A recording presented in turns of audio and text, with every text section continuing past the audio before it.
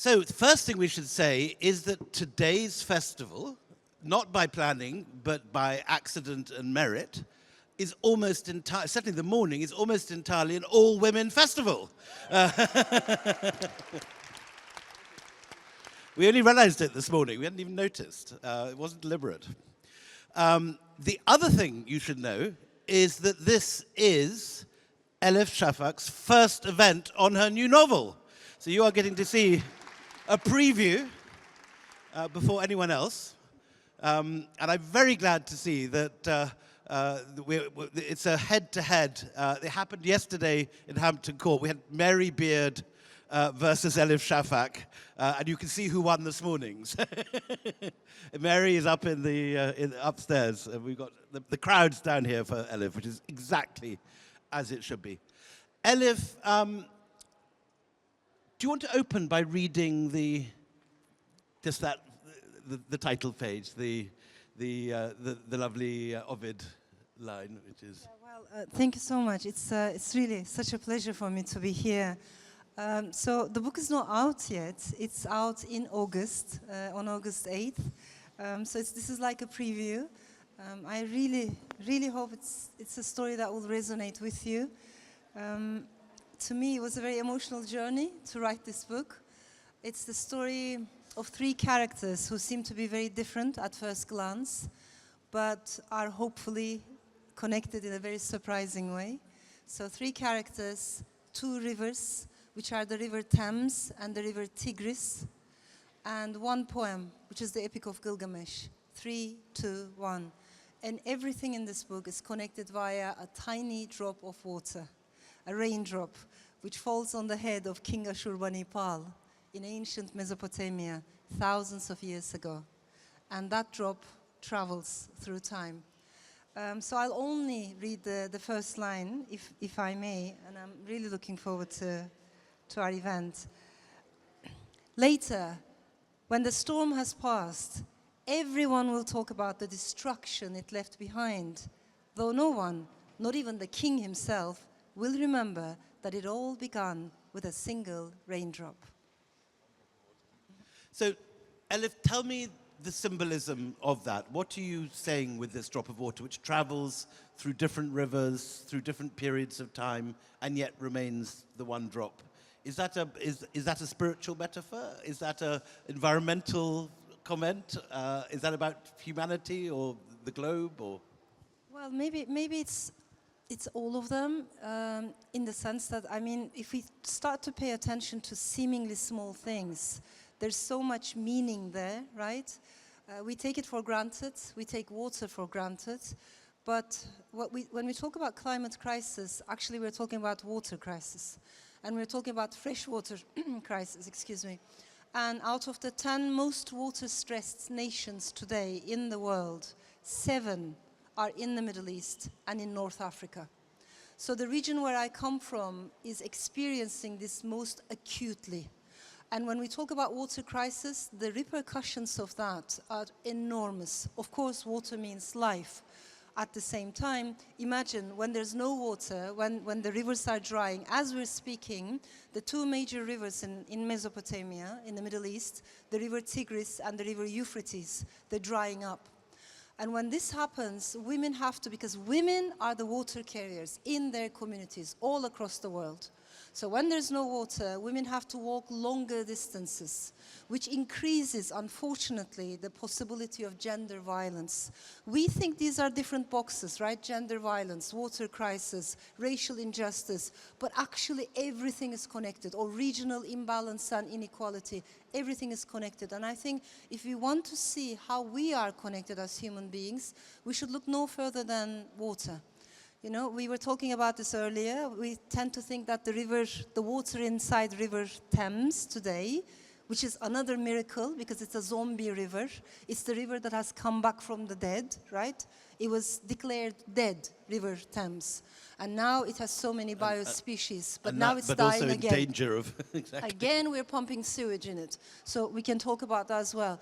But my point is, we tend to think that the water inside river Thames is very different than the water inside river Euphrates. It's the same water. You know, we haven't discovered new sources of water. It's the same water throughout history, the one inside us, the one in our glass, the one in these rivers. It's the same drop over and over. So I think there is a spiritual side to that, yes. You've often been asked in your interviews whether several of your novels I've seen have been accused of being Sufi novels, but you don't think of yourself as a Sufi, but more of a general an interest in mysticism, or Well, because people detect these Sufi threads in your work. Well, I'm a storyteller. I'm nothing else, you know, nothing more. I'm just a storyteller. But I'm someone who's interested in spirituality. I'm someone who's interested in spiritual quests, which doesn't mean I'm a believer, which doesn't mean I'm a religious person at all. I do make a distinction between organized religions, and they're not close to my heart. You might disagree with me, but organized religions make a distinction between us versus them and tend to think that us is better than them, or closer to truth than them, or closer to God than them. And I don't resonate with that. I don't connect with that. It's just individual spiritual quests which are unique to each person, like our fingerprints.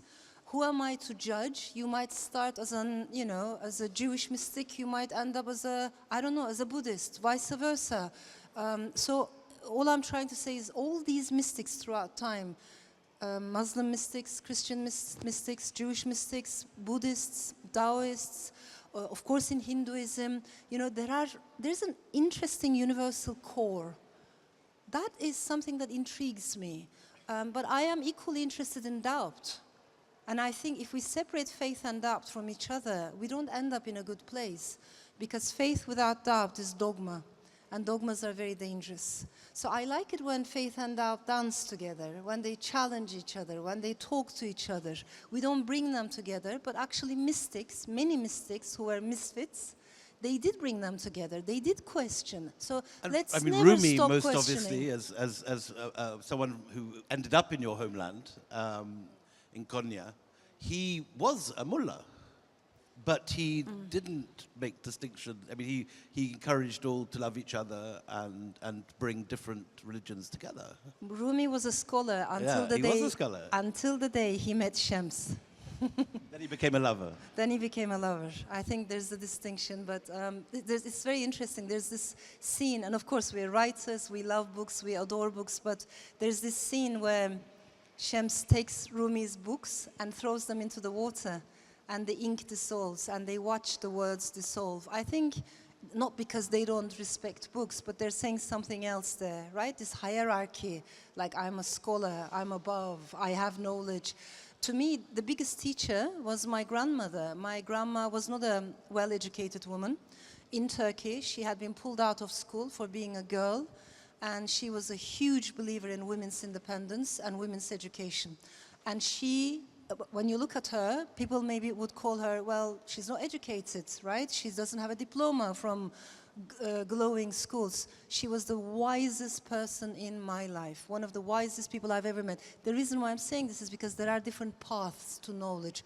Of course, school I respect enormously. Of course, books I respect enormously. But let us learn from everything and everyone, not just reduce knowledge to books. And you grew up very much in a matriarchy. There were no men in your immediate childhood. Will you talk about that and the influence that has had? Yeah, I was born in France, in Strasbourg, to Turkish parents, and shortly afterwards they separated, my father and my mother. And my dad, he stayed in France. He got married again. He had a second family. Then he moved to Turkey. But I have never seen him for long, long, long years. In the meantime, my mother brought me to Turkey, to Ankara, and we came to my grandmother's house, which was in a very conservative, very patriarchal, very inward-looking neighborhood in Ankara, in the capital of Turkey. And I really felt we were like the odd ones out. At the time, I want to mention this because it's important to me, women, young divorcees in Turkey, because that's what my mother was now, and because she had left university making a mistake, thinking love would be enough, when the marriage crashed, she came back. She had no money, no diploma, nothing to fall back on, no career, right? So women in such positions in Turkey would be immediately married off, usually to someone older. But it was my grandmother who intervened. She said, you know, my daughter should go back to university, should graduate. She can always get married again if she wants to. It will be a choice. And then when people said she can't do it because she has a child, my grandmother said, I will take care of my granddaughter until the day her mother is ready. So I had a very unusual upbringing, you know. Until I was 10 years old, I was raised by grandma. Grandma was an oral storyteller. Afterwards, my mother graduated with a high average, with flying colors. She became a diplomat afterwards. So we traveled Spain, Jordan, Germany, and then I moved to Istanbul. But these two women raised me, yeah. And we should say that this novel, which was written in English, is the language, the fourth language. Turkish, then French, then Spanish, and finally English. I mean, French has gone, Spanish stayed with me. Yeah, it's third language. English is my third language. But you've been writing in English now for 10, 15 years. Yes, Yeah. about 15, 16 years ago. I've written my first novels in Turkish, and maybe people who read me in Turkish will agree with me. I love Turkish language. I've always wanted to expand the vocabulary. This is a big subject in Turkey because we have Turkified our language, which means many words coming from Persian or Arabic origin have been taken out. And a part of me has never been comfortable with that. You know, I can say yellow in Turkish. We have very much the same in India and Yeah. Pakistan, where Hindi has had the Persian and the Turkish words and the Arabic words removed from it. Well, Urdu has had the Sanskritic words removed. And on the state broadcast, the ordinary people can't understand a lot of it on both countries. But Bollywood, which appeals to the mass and aims for mass consumption, speaks a language which is immediately comprehensible both sides of the border. So it's perfectly possible to do it. But again, politics strips the language bare. Yeah, and I think languages, I mean, we need to respect the flow of language. Languages are like rivers, aren't they? And words live longer than us. Their lifespan is longer than human lifespan. So I want old words and new words together. I don't like this distinction, like if you're a liberal, you're supposed to use new words. If you're a conservative, you're supposed to use old words. I've never liked that duality. Words belong to all of us. And if we like nuances, we need all the words. So when you speak English, you say kısmet, you say chutzpah, and no one says, wait a minute, the first is a Arabic word, the second is a Jewish word. They're all part of the English language organically. I like that, I hear that. So all I'm trying to say is, I am attached to Turkish, but to be honest, being a writer in Turkey is very difficult. To be a female novelist in Turkey is even harder, and I needed an additional sense of freedom. You have at different times been accused by the Turkish state of, well, first of all, of crimes of obscenity, and secondly, insulting Turkishness. Both of those you've defended yourself successfully against, but... Yeah, I don't know how well I've defended myself because the whole thing is quite surreal. I mean, so what happened was in 2016 I was put on trial for writing a book called The Bastard of Istanbul, which is the story of a Turkish family and an Armenian-American family, generations of women. It talks about the silences in Turkey, including the Armenian genocide, which is a very, very difficult subject to write about. In fact, Turkish literature has a huge massive silence about the Armenian genocide. Orhan Pamuk has also ventured into this territory, hasn't he? And yeah. also had to defend himself. Yeah, I mean, when you look at Turkish novels, it's very interesting. There are no novels, stories, it's just massive silence. And this is something we need to face as Turkish writers. So for the first time, a work of fiction was put on trial. We have an Article 301 that's in the Turkish constitution which protects Turkishness against insults, even though no one knows quite what that means. So it's very open to misinterpretation. It has been used against journalists, scholars, but for the first time, it was very unusual, a work of fiction was taken to court, which means the words of fictional characters were used as evidence in the courtroom. And that went on for a year. And that was admissible as evidence? Yeah, I mean, my Turkish lawyer had to defend my Armenian fictional characters in the courtroom. So, and then there were groups like ultranationalist groups on the streets burning EU flags, spitting up my pictures, calling me names. That went on for over a year. And then we were acquitted, me and the fictional characters. and That must have been a great relief for them. I'm sure, I'm sure they were happy. And years later, again, I've been prosecuted. Some of my books were taken from the publishing house by police officers, this time for the crime of obscenity, because I write about difficult issues, including gender violence, child brides, all of which is a reality in Turkey, you know. So to me, it's a big irony, because instead of doing something about it, instead of opening shelters for women who suffer from domestic violence, instead of changing the laws, instead of raising awareness, the fact that government authorities can go after fiction writers. Yeah, it's really a huge paradox. So if you were to go back to Turkey tomorrow and land in a Turkish Airlines flight in Istanbul, would you be arrested? Or? I don't think in these terms. Look, I'm very attached to the country. I love the people. I feel very attached to women, youth, minorities, the culture, history. But politics is another thing. And when you are a writer, you need the freedom of imagination, right? Everything and anything you write about can offend the authorities in Turkey, from politics to sexuality to gender, and that's a very difficult environment for authors.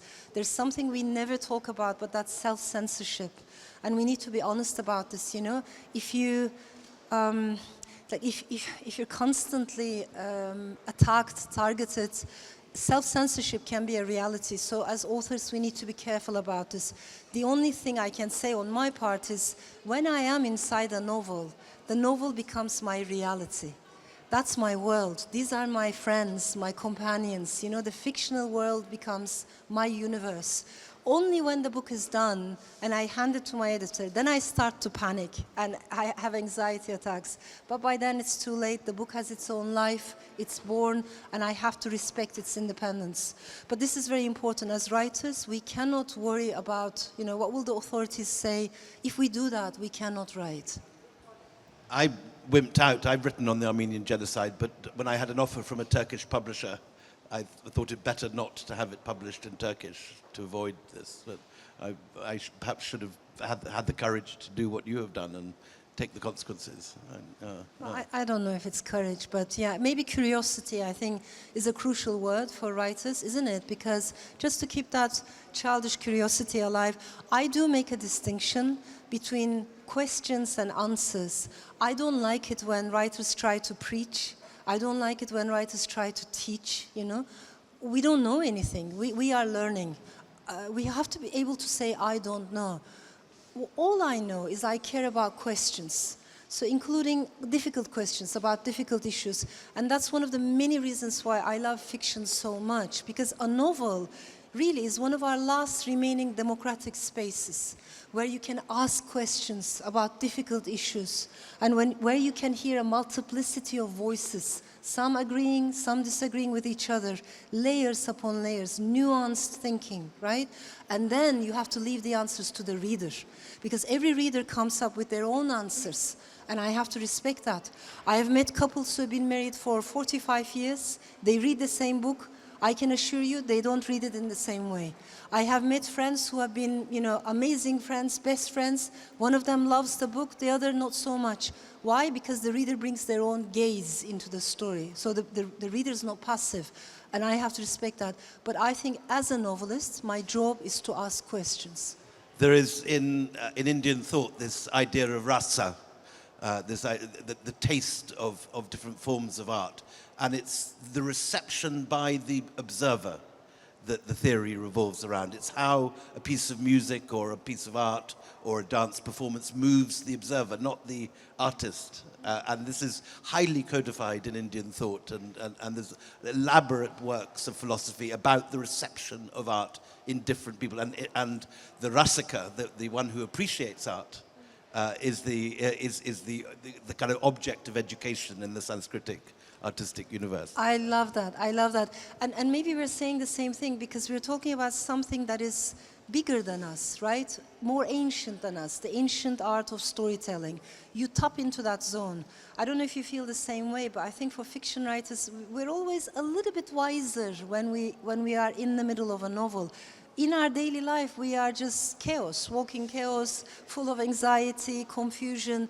But when you're writing, you're a little bit more, yeah, I think wisdom is the word I'm looking for, because wisdom brings the mind and the heart together. Not because we're wise, but because the art itself pulls us in that direction. It is universal and very ancient, that art. You touched on your process of the way you deep dive into a novel, and that becomes your everyday reality. You're living within the novel while you're writing it. How much of your novel is pre-planned? Do you know what's going to happen to any of the characters when you start, or you know a certain amount but not the end, or how far? Because different writers have different methods here. I think there are two different ways of writing a novel, very broadly speaking. One is a bit more like engineering, when the author wants to know how the book is going to end. You know, the whole thing is, the whole construct, edifice, is known to the author beforehand. I respect that. I respect writers who write like that, but it's not my way. I choose the second way, in which you're a little bit drunk, in which you don't quite know what you're doing. You allow the story to guide you, you know, to surprise you. If it can surprise me, I'm hoping it can surprise my readers as well, right? As a non-fiction writer, that is anathema. I want to know everything absolutely down to the last thing. But that's different. Non-fiction is different, of course, of course. Here, I think intuition is so important.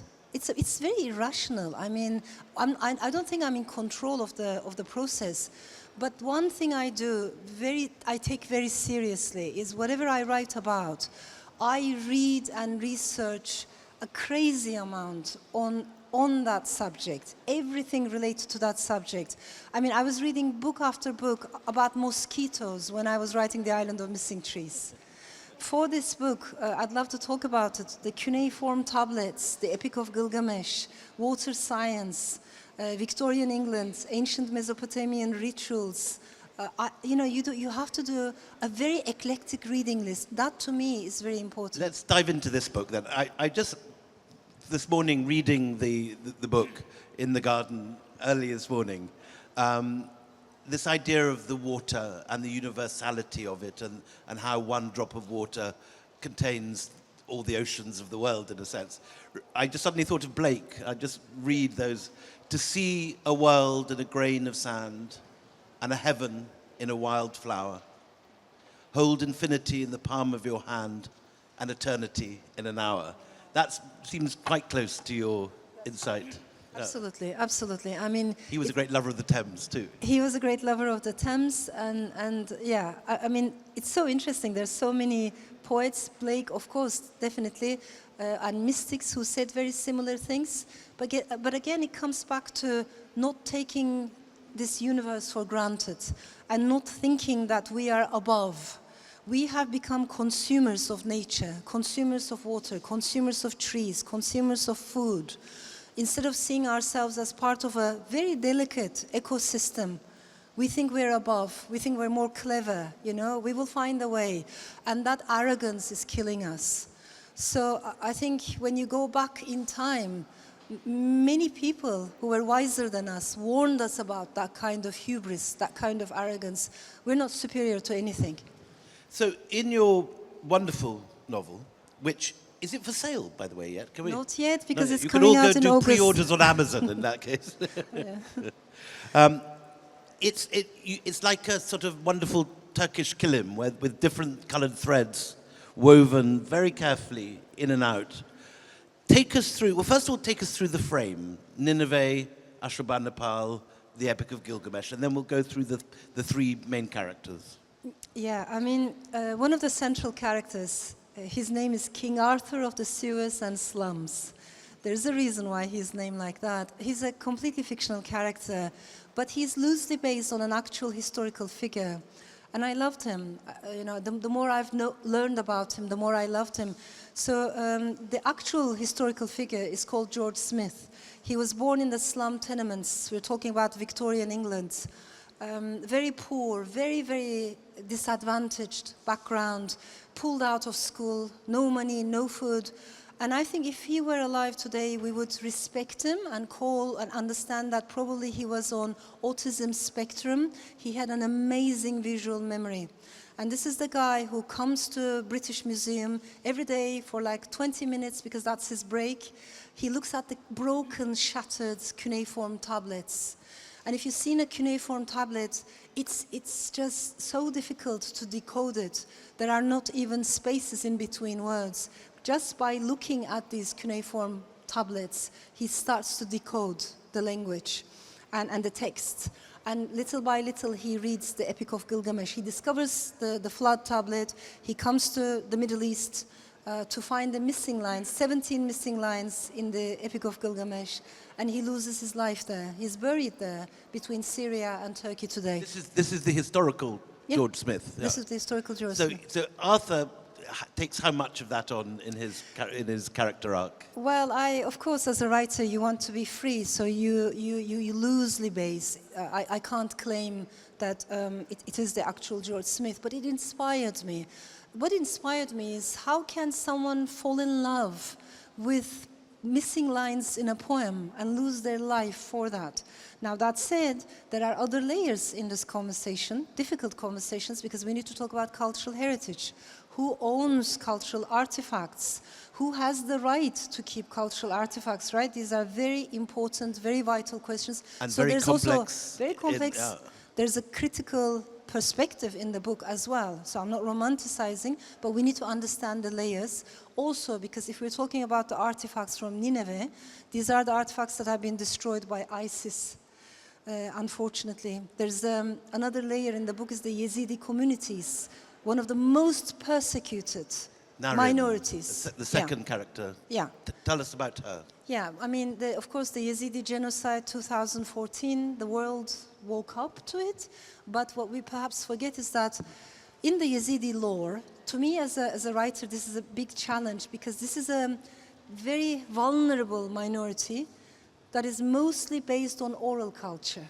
So not written culture, but oral storytelling, the legends, tales, lullabies, the music, the songs, which talk about past genocides. 72 times they've been massacred. 72 times they've experienced genocide. So now when we talk about cultural artifacts, they also own those cultural artifacts, right? It's their history, but we never connect the dots. And one of the reasons that the Yazidis have been targeted so frequently is the myth that they worship the devil, isn't it? Which is simply not correct. Not Davus correct. is not. Yeah. Not correct at all. There's a lot of misinformation, a lot of ignorance, and it's very sad because how does it start? I mean, how do people, unfortunately, find themselves in a position to, neighbor turning against neighbor? I think that's the saddest part of human history. Of course, strangers killing strangers is also tremendously tragic, but imagine neighbor killing neighbor. Until then, right, they've known each other. Why? Because they have been dehumanized. And horrible things can happen when a community, when a people are dehumanized, not regarded as human anymore. And this is what happened to the Yazidis for so long. And so we have King Arthur of the Sewers, we have Narin, who is the Yazidi, the third character, Zalika, who seems to live on my publisher's houseboat, on Alexander Pringle's nice boat, is that? Well, she lives in a houseboat, she's a water scientist. I love the name Zeliha. I don't know if there are any Zelihas among us. And I'm also interested in the way how the spelling changes, Zuleha, Zeliha. It changes tremendously. Yeah, she is a water scientist living in London, the Chelsea embankment, in a houseboat, but she comes from an immigrant background. And if I may quickly add this, I am an immigrant myself. I'm an immigrant in this country. This country became my home. This language became my home. But I'm also an immigrant in English language. So there's a little bit of you in this character, in Dr. Zed Clark, as she sometimes goes by the name. Yeah, I mean, I don't necessarily write autobiographical, but the question of being uprooted, trying to find new roots. What are roots? Are roots always buried in one place? Or can we have roots like the old baobab trees up in the air? Orchids, aerial roots. Yeah, or exactly. These are questions that matter to me. And so tell us how these characters weave together, because you've got 2 different time zones, 3 different characters, and 2 different rivers. How do they interact? Yes, I mean there's a surprise at the end of the book. I won't say that. I'll try to keep it. But again, it comes back to all these connections. We think our stories are different just because geographically we're in different locations. But I think our destinies are so interconnected. And in this age, we need to understand this.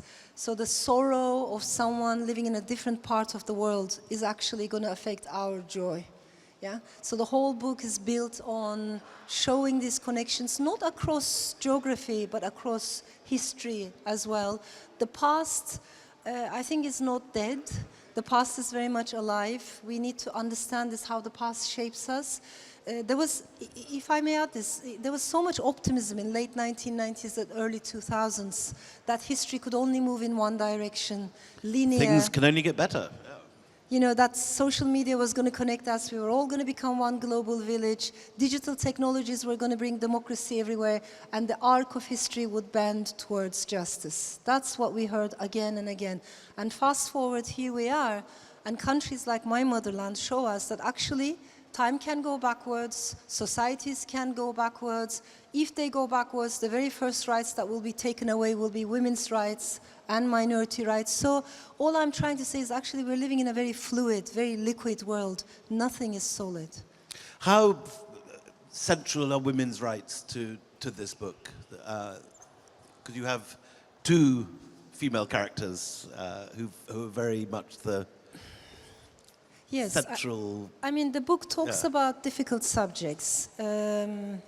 Especially the enslavement of Yazidi women and girls, which unfortunately is something we don't talk about anymore. As we're speaking, there are at least 3,000 missing girls, Yazidi girls, in the Middle East. And they are held captive as sexual slaves in ordinary households, in Turkey, in Iraq, in Syria, in Saudi Arabia. We don't talk about it, right? As a century ago, many Armenian women of course, in Turkish homes. So I'm intrigued in this, you know, like how is it possible that we're talking about neighborhoods and you know there's someone in that house. What's that person's story, tragedy? So all I'm trying to say is numbness. The moment we become numb to each other's stories, the moment we lose that kind of curiosity in each other's sorrows, I think it's a very dangerous world. So apathy is something that scares me. Is this a more pessimistic novel than some of your, like the 40 Rules of Love, for example? Okay, I'm Turkish. I cannot be very optimistic. I think pessimism is in my DNA. In that sense, you know, those of us who come from broken democracies, from difficult regions, we cannot be optimism doesn't come very easily to us. But I think it's okay for the mind to be a little bit pessimistic, so long as we don't stay there. There's a beautiful essay by Toni Morrison. She says, I feel so angry sometimes. Why does she feel angry? Because she looks at the world, so much injustice, so much inequality, so much that is broken. But then she says in the same essay, I feel so angry sometimes, and then I go and sit down at my desk and I write. Now, I really respect that. So the question is not whether we feel afraid, whether we feel anxious. I wouldn't believe anyone who says, I'm not anxious about the state of the world. They must be really living in another planet. Of course we're anxious. Of course we feel confused, sometimes fatigue, sometimes anger. It means that we respond. It means that we care. But the question is, what do we do with that source of energy? These are all sources of energy. Right? Let's try to turn it into something more positive for ourselves and for our communities and for humanity. So pessimism of the mind is okay. I like what Gramsci said, pessimism of the mind, but optimism of the will. We have to keep the optimism of the heart. And that's very difficult. And for that, we need each other. We need to hear each other's voices. That brings us to Toni Morrison again with her last thing, which said, all that matters is how well you love. That's it. That's all that matters. Yeah, it's all about love, yeah. Ladies and gentlemen, a big round of applause, please, for Elif Shafak.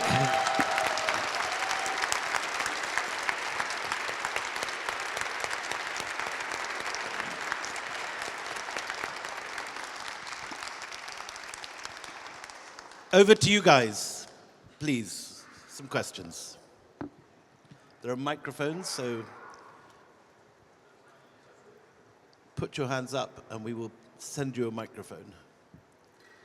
Pragya, hello.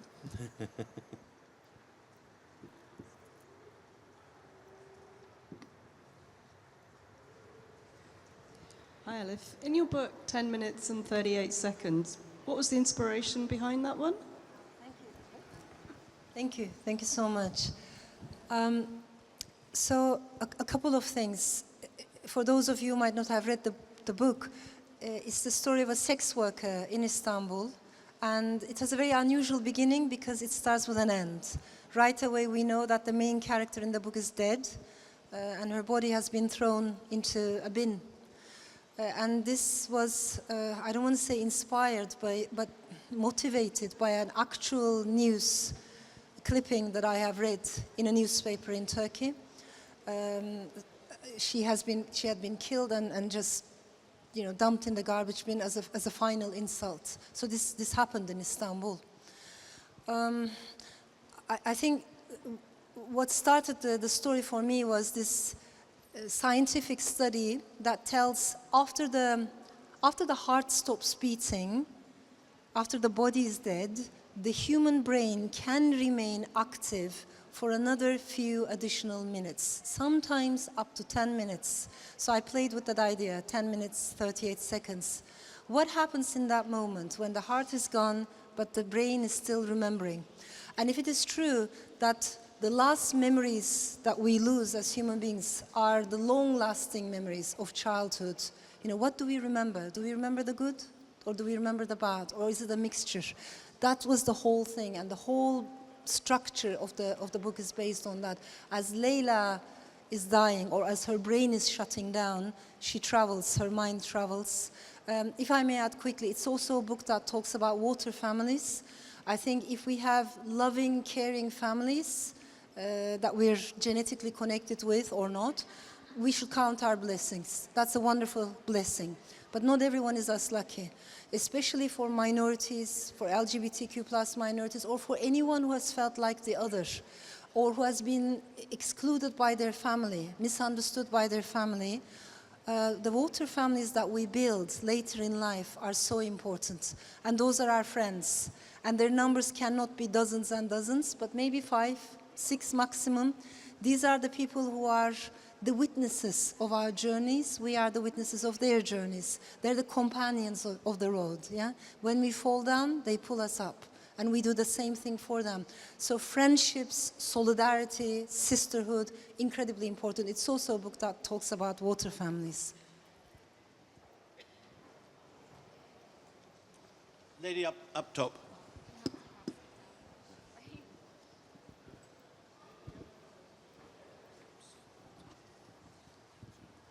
Thank you so much. Elif, it's a similar question to the other one. My personal favourite book is 40 Rules of Love. And I've given that to a lot of older women, and there's something about that book which particularly resonates for older women. And what would you say the central message or essence of that book is? Yeah, I really appreciate the question. I might shy away from the question, though, only because I wouldn't want to, maybe narrow it down to one single message because of the reasons we talked about earlier, in the sense that I would really respect your taking, what you take from the book. Of course, as a writer, when I wrote it, I had my own maybe intuition. I love Rumi, I love Shams, but that's a big challenge for me because I don't believe in heroes. I think we shouldn't romanticize, over-romanticize anyone. They were human beings like all of us.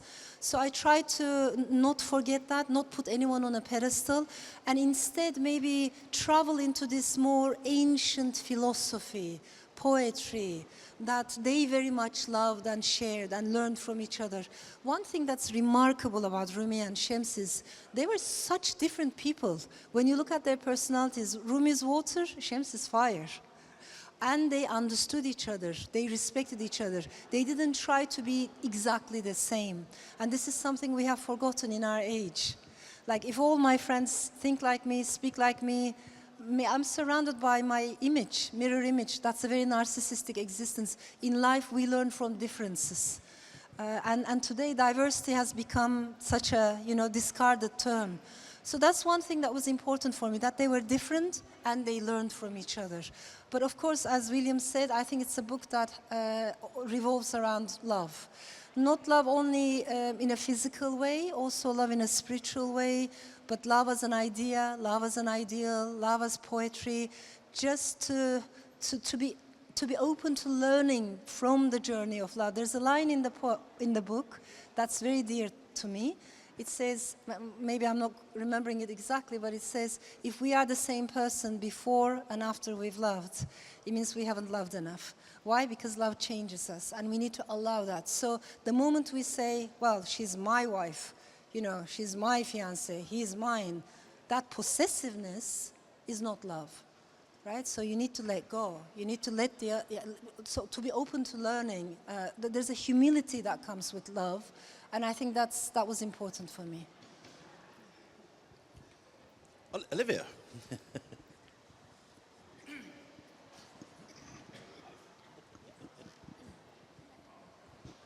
Hi, Elif. Can you tell us about the beautiful title of your book, There Are Rivers in the Sky? It's such a lovely title. Can you tell us a bit about that? Yeah, such a beautiful question. Yes, actually, there are rivers in the sky in the sense that the biggest rivers in the world are atmospheric rivers, which we do not see, and yet they are there. So that was important for me, just trying to make the visible in the invisible. And I think that's one of the many reasons why I love literature so much. Which was the starting point for the novel? Did you have some of the characters like the Yazidi girl in your head first, or this idea of the water circulating? What was the seed? What was the first? I think it started with the Epic of Gilgamesh. Right. I wanted to revisit the Epic of Gilgamesh, and we just sweep it aside. We don't pay it much attention.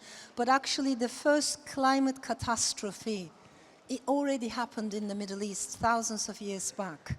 And the flood tablets, all these questions about the search for youth, trying not to age, not to be in peace with our mortality, looking for immortality, but questions about friendship, all of that is in the Epic of Gilgamesh. And what's very interesting is Gilgamesh, King Gilgamesh in the epic is not a nice person at all. He's a horrific person at the beginning of the poem. He's a brute, he's a callous person, he's a very violent man. And this is very unusual in storytelling, because in lots of, including in many Greek mythologies, which I love, you know who the hero is right away. But here, there's a journey of the anti-hero. And in some of the new fragments, more recently discovered, he's also a threat to the environment. Yes. He cuts down the forests. So true. Yeah. In the Süleymaniye, the tablet found in Süleymaniye, which is in Süleymaniye Museum right now, he's actually a threat for for environments. He has no right. Akram Khan made an entire ballet around beautiful. those new fragments. Beautiful. I'll look into it. The second thing that was important for me is that Gilgamesh, throughout the journeys, he does learn humility, but he doesn't win. He comes back a broken man. One might call him, Trump would call him a loser. He comes back, having not won anything, but having learned something very, very precious. So there's so many layers in the Epic of Gilgamesh. But coming back to the title of the book, I think, it was water and the flood tablet, but also trying to pay attention to the things that we don't see in our world, including the atmospheric rivers. That was the starting point. Gentleman with the waistcoat. The very dapper gentleman with the Thank you. silk handkerchief in his top pocket. Okay, this is a question for possibly both of you, and because you mentioned these styles of writing, fiction and non-fiction, how do you end up finding a balance between the freedom of imagination on one side and the responsibility towards the reader on the other side? For both of you, it must be probably different. Well, for me, I write non-fiction, and I can't, as a historian, make up anything. There has to be something in the sources. Most of the work done up here in the British Library, labouring through letters left by East India Company officials on the third floor in the corner, where I spent many years labouring away. And what you can do, though, is connect it so that if you're doing a subject which has left enough letters, journals, diaries, and up here, for example, my first of my company books, White Mughals, there are daily almost letters from James Kirkpatrick to his brother in Calcutta, including telling him all about the details of his sex life in code. So you have a novelistic insight into someone's life, and you can weave that into a satisfying narrative, but you can't make stuff up with non-fiction. Elif has a different world. Yes, I have a different world. For me, I can make up everything. And that's the freedom that comes with the art of fiction. However, that doesn't mean I can lose my ties with reality. So it's a very interesting balance, because as you kindly pointed out, there is a truth in fiction that is so deep, so profound, so universal, and I have to respect that, right? So, of course, imagination-wise, I can fly in any direction I want, but I cannot lose sight of that truth. And to me, this is very, very important. Sometimes it's usually, some readers, it's usually male readers above a certain age, they come and they say... I have to say, there's definitely 2/3 women in this audience. There's no question Yes, about but there are that. also many male readers, and I love that. I'm very happy to see that. But in some other instances, for instance, some male readers, middle-aged, they say, so much is happening in the world, I don't have time for fiction. I read economy, I read politics, I read history, I read important stuff, technology, neuroscience. But my wife reads fiction, they assure me. My girlfriend reads fiction. As if fiction is the domain of emotions and women, we have to challenge that duality. Inside fiction, there is history, there is politics, there is psychology, there is neuroscience, there is technology, there is everything that is inside life. There is truth. And I think perhaps equally important, there's emotional intelligence. And I don't know a single human being who doesn't need to connect with their emotions. Whatever we do in life, whether we're a politician, whether we're dentists, designers, we have to connect with our emotions. So fiction does open up the conversation about truth, which William so eloquently writes about, and of course that has a very strict structure and discipline, but ours approaches truth and cares about truth, just coming from a different way. Occasionally, though, with non-fiction, you occasionally come across things that happen that are so improbable that you wouldn't be able to get away with them in a novel. For example, talking again about the Kirkpatrick papers, which are upstairs here. It's about a love affair. The daughter is sent off to England, where she, having been a Persian-speaking Muslim, is converted to evangelical Christianity, grows up, ends up in a villa in Torquay. Aged 35, she walks into a stranger's house and sees a picture of herself up on the wall as a child in India in her Indian dress.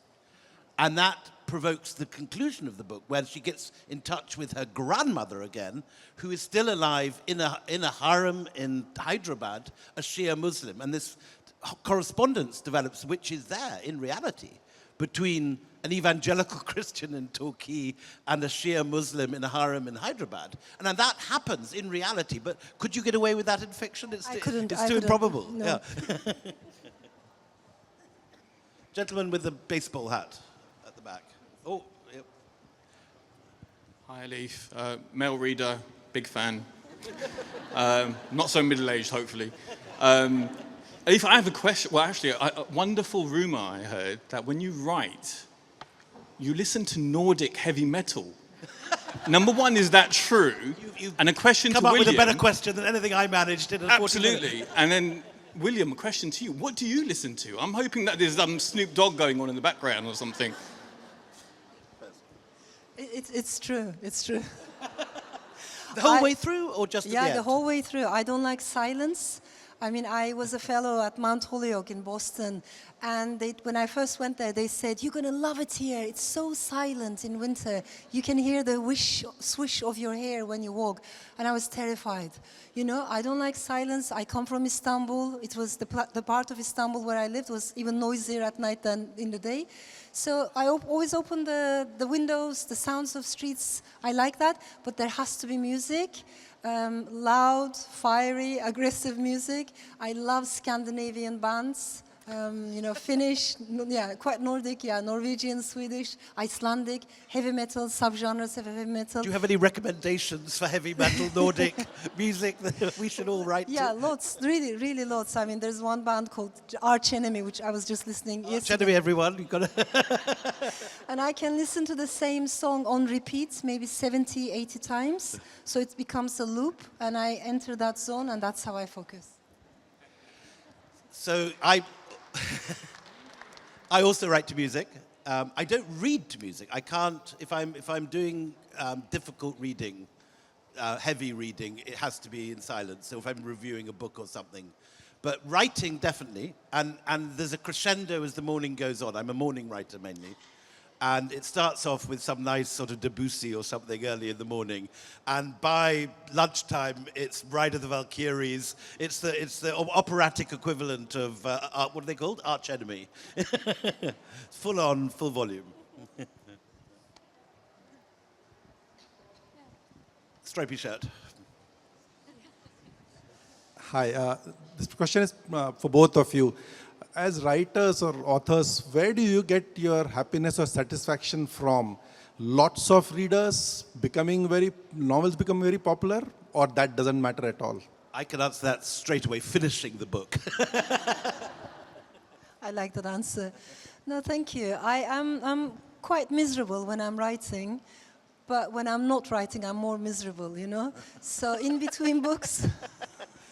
This is so improbable. It's true. I mean, you know, it's not like a very joyful thing. You do suffer, but there's a beauty to it. Of course, there's love. Otherwise, you can't do it. You have to love what you're doing, as Rumi said so beautifully. I wouldn't believe an author who says, "I don't care whether my books are being read." Camus said this actually. Let's applaud that writer who says, "I don't care whether my books are read," but let's not believe him. Do you read your reviews? We care. Reviews is another matter, but I think what comes from readers, I do read, especially the reviews that come from readers. I do read. I care about that a lot. And one thing that's incredibly important for me is this word of mouth.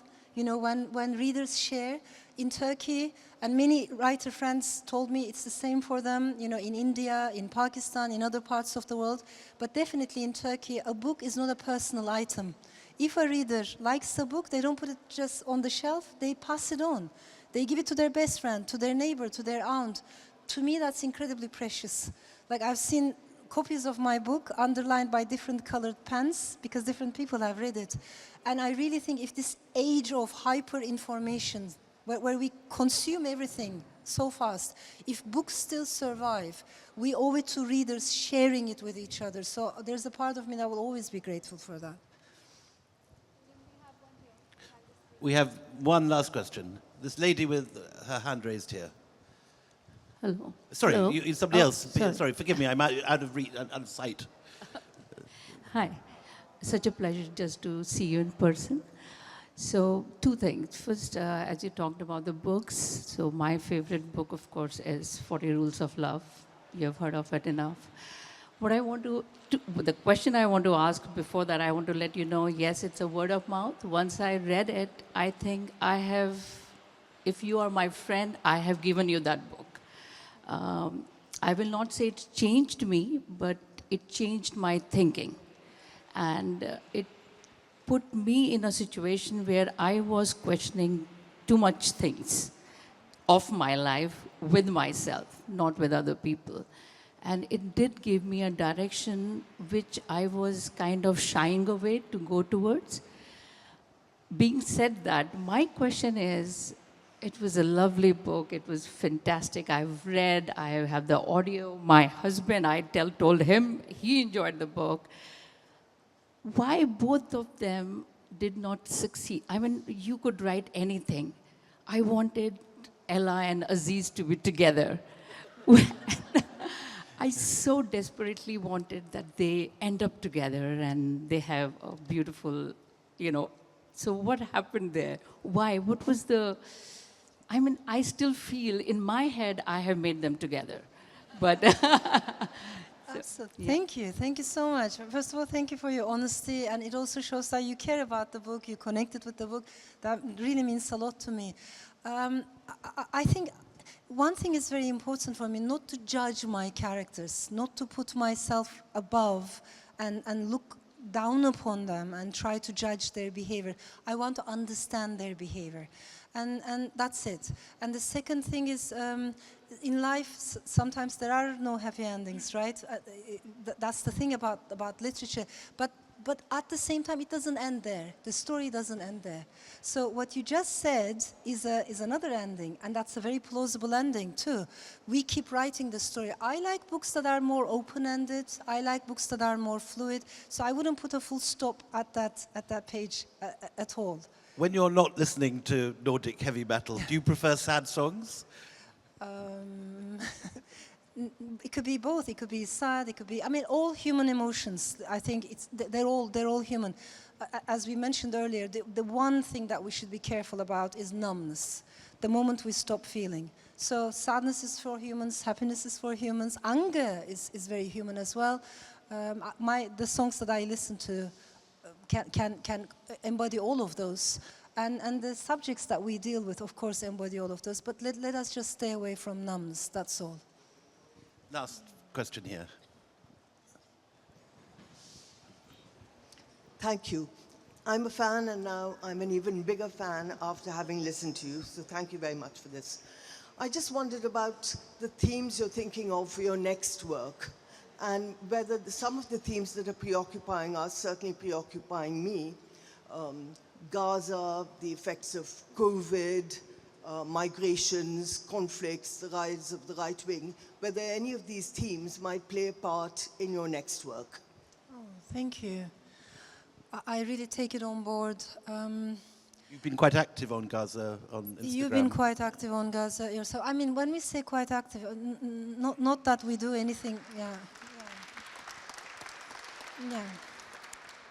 It's just not enough. We have to talk. We cannot remain silent. At the same time, we have to always go back to that common humanity, make sure that populist demagogues don't tear us apart. We have to be careful about that. I come from a country where that has happened over and over, and we need to talk about the women in Gaza, the children in Gaza. So it's a very difficult world. I hear you, and that's why we need literary festivals like this, right? Because social media is horrific. It's just full of misunderstanding, extreme hyper rage. I do very briefly make a distinction between information, knowledge, and wisdom. And of course, we learned this from T.S. Eliot, don't we? But I think we live in a world in which we are bombarded by information, let alone misinformation. So way too much information. And the truth is we don't absorb it. We don't process it. So when I look at my social media feed, maybe a snippet of information about Gaza, a snippet of information about Sudan, a snippet of information about Ukraine, it just flows and flows. And if I only focus on those morsels of information, the truth is I'm not really interacting. I'm not even processing it. So let's stay away from too much information. Let's instead focus on knowledge. We have way too much information, but very little knowledge in this world, and even less wisdom. For knowledge, we have to slow down. Knowledge cannot be rushed. For knowledge, we need each other. We need to hear each other's stories. We need to understand what's happening in Gaza properly, right? And elsewhere in the world. So for that, we need literary festivals, books, slow journalism, in-depth analysis, and ultimately, hopefully, let's aim for wisdom, because wisdom also brings emotions into the picture. And we live in a world in which emotions are regarded as a source of weakness. In the name, what do we say? I mean, people like Erdogan, Modi, we call them strong men. What is this emphasis on strength? Why can't we say compassionate politicians? Why don't we long for compassion in politics? So we look down upon emotions, kindness, compassion. I'd rather focus on these things. Less information, more knowledge, hopefully more wisdom. Ladies and gentlemen, a big round of applause, please. Elif Shafak.